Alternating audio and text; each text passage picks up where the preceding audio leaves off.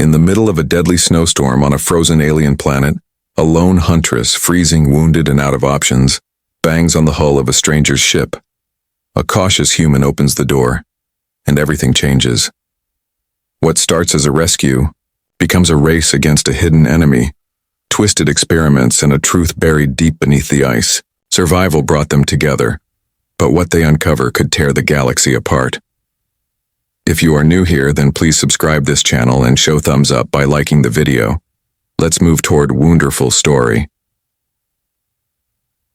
The snowstorm came without warning, sweeping across the frozen mountains like a wild force of nature. The wind howled through the cliffs, carrying sharp flakes that felt like tiny blades cutting through the air. The world had turned into a swirling blur of white and ice. Nira pushed forward, each step a struggle. Her body, covered in a smooth, blue-gray exoskin, wasn't built for this kind of cold. Her people came from warm forests and bright sunlit valleys, but this planet was nothing like home. She wrapped her arms around herself, trying to hold in what little warmth she had left. Her breath came out in short, painful bursts, turning to mist in the freezing air. The snow clung to her legs, weighing her down, and her vision had started to blur. She had been tracking a rare creature, one that moved through these mountains, with deadly grace. Its thick, shimmering hide was valuable across many worlds. She had nearly caught it before the storm hit. Now, she had lost the trail, and herself. Nira stumbled forward, driven by instinct alone. She didn't know how much farther she could go. Then, through the curtain of snow, a faint golden glow appeared. Her heart gave a weak jump. Light. It meant heat. It meant life. With what little strength she had, she moved toward it, each step slow and dragging. The glow grew stronger, revealing a spacecraft partly buried in snow. Its shape was unfamiliar, but it didn't matter. It was hope. She stopped at the metal hull, barely able to stand. Her hand, clawed and trembling, lifted and knocked against the ship. The sound was dull against the storm, but inside it was enough. Jace was sitting inside the cockpit, running quiet checks on his ship's systems. He had chosen this place to wait out the storm while making minor repairs. It was cold, but not unbearable inside the ship. The sudden knock jolted him. Out here? In this storm? He reached for his sidearm just in case and stepped toward the viewport. The snow outside made it hard to see, but there was a shape, a figure tall and unfamiliar standing just outside the hatch. He moved closer, narrowing his eyes. The figure didn't move aggressively. It seemed weak, barely upright. Through the frosted glass, he saw large eyes glowing faintly in the darkness, locked onto the light from within. Cautious but curious, Jace tapped on the ship's external comm system. "Who are you? What do you want?" he asked, his voice sharp through the speaker. The figure spoke, her voice cracking from the cold. "Please," she said.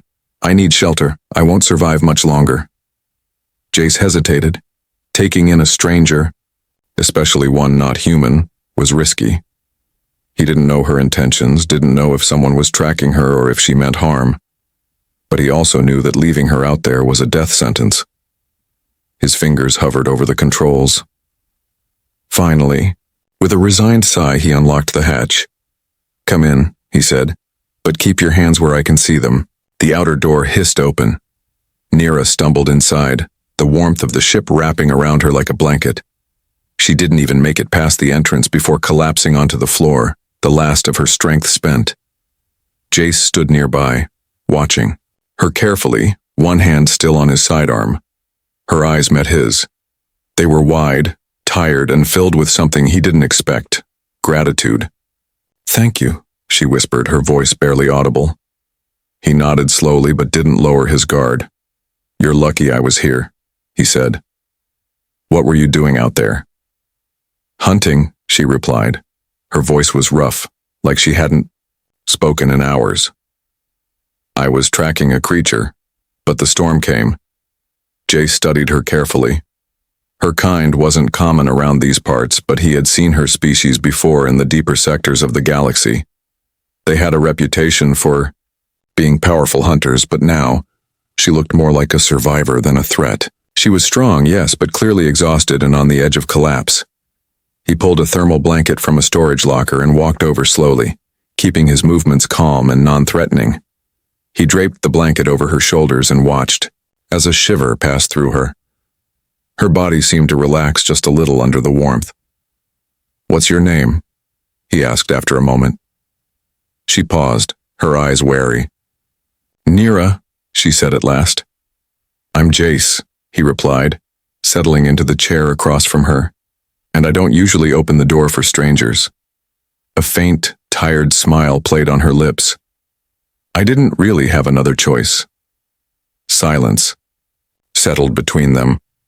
Outside, the storm continued to rage, but inside, for now, there was peace. They didn't trust each other. Not yet. But there was something between them already. Survival, circumstance, and the simple human, or alien, need to not be alone.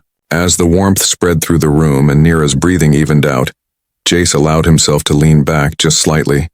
He didn't know who she was or what brought her to this frozen world. But he knew this much. He wouldn't let her freeze to death in the snow. Not tonight. The storm didn't let up for 2 more days. During that time, the world outside Jace's ship remained a white blur of snow and wind, howling through the cliffs like a beast searching for its next prey. Inside, the ship. The air was warm and still, but the tension between its 2 occupants was thick. Nira had taken up a spot near the engine room, sitting cross-legged on the floor with the thermal blanket still wrapped around her shoulders. She had barely spoken since the night Jace let her in, and he hadn't pressed her. But silence could only last for so long. On the second evening, as Jace stirred a pot of ration stew over a small heating coil, he glanced over at her. "You always travel alone?" he asked. Nira looked up, her pale eyes watching him closely before she gave a small nod. "I work better that way." He didn't reply right away. He poured 2 portions of stew into metal bowls, then carried one over to her. She took it without a word, holding it in both hands and blowing gently on the surface. The steam rose slowly, filling the space with a faint scent of spice and protein. "Same here," Jace finally said, sitting across from her. "I've been running repairs and salvage runs on my own for a few years now. Some places are easier to go when you don't have anyone to worry about." Nira nodded again, taking a careful sip of the stew. "But harder when you're the one in trouble," she said. That made Jace smile just a little. "Yeah, I guess so." For the first time since she arrived, Nira seemed a little more at ease. She shifted closer to the heater, setting the bowl on the floor beside her. "The creature I was tracking, it was rare. Tough, but not impossible. I've caught harder prey before." "What happened?" Jace asked, genuinely curious. "The storm. It came fast. Caught me too far from shelter," she said. "I lost its trail and nearly lost my life." "You still might," Jace said. "This planet doesn't forgive mistakes." Nira gave him a sharp look but didn't argue. She knew he was right. Jace studied her in the low light. Her armor, once sleek and smooth, was now scratched and dulled from the cold and snow. She looked strong, but there were lines of pain and exhaustion on her face. He wondered what drove her, why she was chasing dangerous beasts alone in a place like this. "You're not just hunting for sport," he said, more of a statement than a question. "No," she replied. "It's for trade. My people, we don't have many resources. We sell what we can catch. I keep some of the profits, send the rest home." Jace felt a pang of guilt. He'd almost left her outside that night, assuming she might be a threat. But now he saw the truth in her eyes, tired, but full of purpose. "I respect that," he said simply. Nira gave him a curious glance. "And you? Why are you on this frozen planet alone with a half-working ship?" Jace leaned back against the wall and sighed. "I took a job moving spare parts to a colony out west, ran into an asteroid field on the way, damaged my navigation and cooling systems, landed here to make repairs before I froze in space." "So we're both stuck here," she said. "Looks that way." They were quiet again for a moment. Then, Nira stood, her movements slow but steady. She walked to one of the panels near the engine and crouched down. Your fuel regulator is working too hard, she said. You've got it rerouted through a cooling coil. That's risky. Jace looked surprised. You know engines? I know survival, she replied. Reaching into her small pack, she pulled out a metal tool that looked well used and adjusted a few wires behind the panel. There, should hold better now. Thanks, Jace said, meaning it. That's, actually helpful. Nira didn't smile, but there was a hint of satisfaction in her expression. If I'm going to be here, I might as well do something useful. From then on, something shifted between them. They didn't talk much, but they worked together. Nira helped improve the ship's heat insulation by layering bits of her damaged gear over the weaker vents. Jace showed her how to monitor the ship's weather sensors. They fell into an easy rhythm. Not quite friends, but not strangers anymore, either. Late that night, while Jace checked the comms panel for any signals, he noticed something strange among Nira's things. A small black disc, half buried under her gear. It pulsed with a soft red light. He picked it up carefully. What's this? He asked. Nira looked up sharply. Her face darkened for a moment before she stood and took it from his hand. It's nothing, she said. But her voice was too quick, too controlled. Jace didn't push her. Not yet. But as he watched her sit back down, turning the device over in her hand, he couldn't shake the feeling that there was more to her story. More than hunting, more than trade. Something was hidden just beneath the surface, and sooner or later, it would come to light. Outside, the storm finally began to fade. The wind slowed and the heavy snow stopped falling. A cold stillness took its place, and the stars began to show through the thinning clouds. Inside the ship, Nira and Jace sat quietly, each lost in their own thoughts. Their lives had crossed by accident, but now, they were both beginning to understand something important. Sometimes survival wasn't just about strength. Sometimes it was about choosing to trust even when every instinct told you not to. When the storm finally passed, the mountains were quiet again. Thick layers of snow covered everything, hiding the rocky paths and deep drops. The sky above was clear and blue, the sun shining weakly through thin clouds. It was still bitterly cold, but now the world looked calm, almost peaceful. Inside the ship, Jace ran his systems check one more time. The repairs were holding. The engine was working. The heaters were running without trouble. For now, the ship was safe. But it wasn't meant to stay here forever.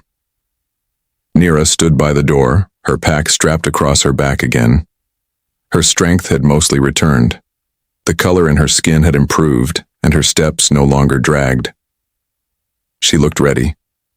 Jace glanced at her, adjusting the settings on his navigation screen. You sure about this? He asked. I need to find my gear, she said. The tracker, the data I recorded. If I lose that, this whole mission was pointless. You don't even know if it's still out there. I have to try. He didn't argue, he understood.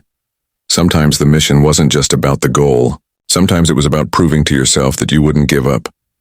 He grabbed his coat and a small pulse rifle. All right, he said. Let's go together. They stepped out into the snow. The wind had died down, but it was still cold, enough to freeze breath in seconds. Jace led the way using a portable scanner that could detect heat signatures and lost tech. Nira followed close behind, her eyes scanning the white hills and cliffs with a hunter's focus. They walked in silence. For a long time, the only sound was the crunch of snow under their boots. After about an hour, the scanner beeped. A faint signal was coming from the north ridge. Nira's eyes narrowed. That's it, she said. That's the tracker. As they approached, the landscape became harder to walk. The snow got deeper and sharp rocks stuck out from under the surface. They moved carefully, helping each other across the harder sections. Finally, they found it. The tracker sat half buried beneath an icy ledge, its blue light still blinking slowly.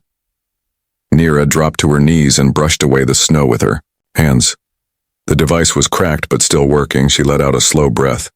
It's here, I can still use the data. Jace looked around. We should get back before dark. But before they could move, something growled in the distance. It was low and deep, and it made the air feel colder. They turned toward the sound.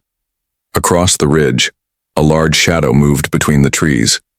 The creature was massive, at least 3 meters tall, with dark scales that shimmered in the light. 6 legs moved beneath its body, carrying it forward with quiet power. Its eyes glowed red. "That's the one," Nira said softly. "The one I was tracking. And it found us first."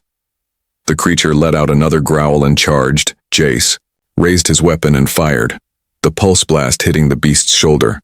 It roared but kept moving. Nira pulled out a compact blade that extended with a click. She didn't hesitate. She ran straight at the creature. Jace kept firing, aiming for its legs to slow it down.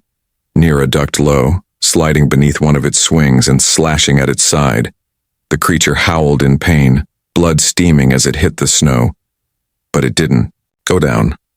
It spun quickly, knocking Nira back with its heavy tail. Jace ran to her side and helped her up. "You all right?" "Not dead yet," she replied. The two stood together, breathing hard as the creature circled them. "We can't kill it head on," Jace said. "I know," Nira answered. "We need to use the cliff." She pointed to the nearby drop-off, a steep fall that ended in jagged rocks. If they could lure the creature close enough, maybe they could trick it into charging too far. "Follow my lead," she said. They ran toward the cliff, pretending to stumble. The creature chased after them, gaining speed. At the last moment, Nira turned and threw her blade. It struck the beast in the eye, making it roar and rear up. "Now!" Jace shouted. They jumped aside as the creature lunged forward. It couldn't stop in time.